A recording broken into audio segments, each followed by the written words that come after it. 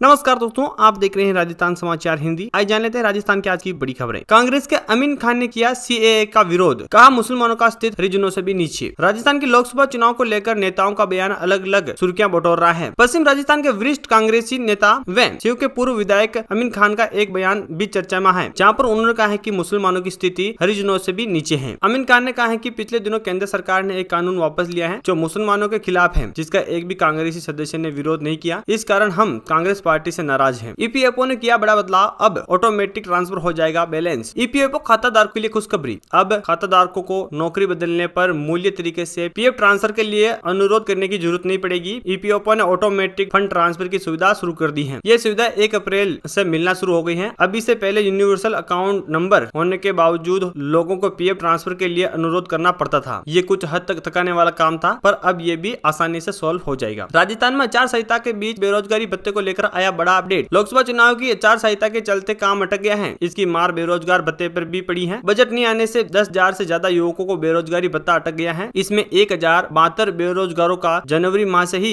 जयपुर मूल्यांक से आवेदन स्वीकृति हो गई थी, लेकिन बजट नहीं मिलने पर इनका खातों में राशि नहीं पहुंच पाई। किसी ने टिकट लौटाया तो किसी ने बनाया बहाना। इस राज्य में चुनाव लड़ने से कनी काट रहे हैं कांग्रेस दिग्गज नेता। देश में 18वें लोकसभा के लिए चुनाव में सभी पार्टियां अपनी अपनी जीत सुनिश्चित करने के लिए प्रचार प्रसार में जुट गई है। कांग्रेस पार्टी से मध्य प्रदेश के पूर्व मुख्यमंत्री दिग्विजय सिंह और छत्तीसगढ़ के पूर्व सीएम भूपेश बघेल जैसे नेता चुनाव लड़ रहे हैं, लेकिन राजस्थान का कोई वरिष्ठ नेता चुनाव मैदान में नहीं उतरा है। ऐसे लोगों को सलाखों के पीछे जाना पड़ेगा, दिल्ली का जिक्र कर बोले अमित शाह। कथित शराब घोटाले में गिरफ्तार किए गए दिल्ली के मुख्यमंत्री अरविंद केजरीवाल को 14 दिन की न्याय हिरासत में जेल भेज दिया गया है। अरविंद केजरीवाल की गिरफ्तारी के विरोध में दिल्ली में रामलीला मैदान में आयोजित विपक्ष की रैली का जिक्र करते हुए गृह मंत्री अमित शाह ने बड़ा बयान दिया। पूर्व भाजपा अध्यक्ष ने राजस्थान के जोधपुर में एक रैली को संबोधित करते हुए कहा कि भ्रष्टाचार किया तो सलाखों के पीछे जाना पड़ेगा। मिशन 25 राजस्थान में बीजेपी के लिए इतना सरल नहीं होगा ये गणित। राजस्थान में बीजेपी के नेता भले ही क्लीन स्वीप के दाव कर रहे हैं, लेकिन ये गणित इतना भी आसान नहीं है। इस बार 1 दर्जन सीटों पर कांग्रेस कड़ी चुनौती दे रहा है। सियासी जानकारों का कहना है कि 7-8 सीटें ऐसी हैं जहां पर बीजेपी के उम्मीदवार पूरी तरह से उलझे हुए हैं। वजह स्थानीय स्तर पर विरोध, सत्ता विरोध लहर। सियासी जानकारों का कहना है कि बाड़मेर में रविंद्र सिंह भाटी, नागौर में हनुमान बेनीवाल, चूरू में राहुल कासवा और सीकर में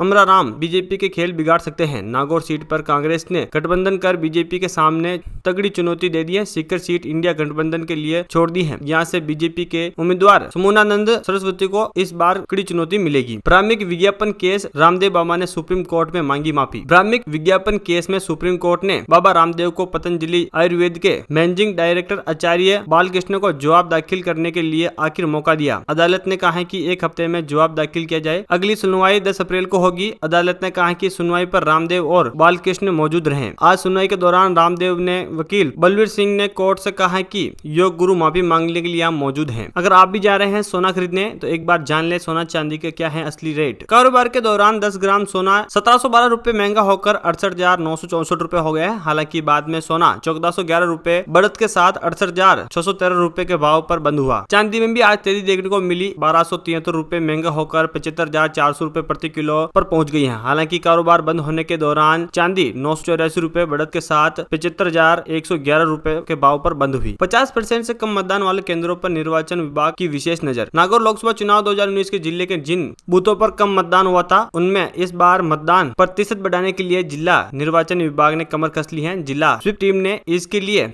विधानसभा कम मतदान प्रतिशत वाले केंद्रों का चयन कर लिया है। मोदी सरकार के काम और कार्यकर्ताओं की मेहनत के दम पर बनाएंगे सरकार। लोकसभा चुनाव भाजपा ने राजस्थान में चुनाव प्रचार अभियान तेज कर दिया है। चुनाव अभियान के दौरान केंद्रीय मंत्री अमित शाह ने 2 दिवसीय यात्रा पर जयपुर पहुंचे। शाह ने पहले जयपुर में 7 लोकसभा क्षेत्रों में प्रभारियों कोर कमेटी के सदस्यों व कलेक्टर प्रभारियों की बैठक ली और फिर सीकर में रोड शो किया। सीकर में रोड शो करने के बाद देर शाम वापस जयपुर लौटे और कहा कि मोदी सरकार इस बार कार्यकर्ताओं की मेहनत और काम की वजह से फिर से लौटेगी। धोरों की धरती पर जल्दी एक्टिव होगा पश्चिमी विस्फोट, बारिश के साथ ओले गिरने की है संभावना। प्रदेश में इन दिनों फिर से गर्मी का प्रकोप बढ़ता जा रहा है, लेकिन इसी बीच गर्मी से राहत मिल सकती है। मौसम विभाग के अनुसार 5 से 6 अप्रैल तक एक नए पश्चिमी विस्फोट एक्टिव होने की संभावना है। ऐसे में बारिश और ओले गिरने के से अगर बीती शुक्रवार और शनिवार के मौसम की बात करें तो प्रदेश में कई जिलों में बारिश दर्ज की गई, जिससे गर्मी से लोगों को थोड़ी राहत मिली। इसके साथ ही पारे में गिरावट देखने को भी मिली। तो दोस्तों, ये आज की बड़ी खबर है। अगर वीडियो चलेगा तो वीडियो को लाइक, कमेंट, शेयर करें। चैनल पर नए चैनल को सब्सक्राइब करें।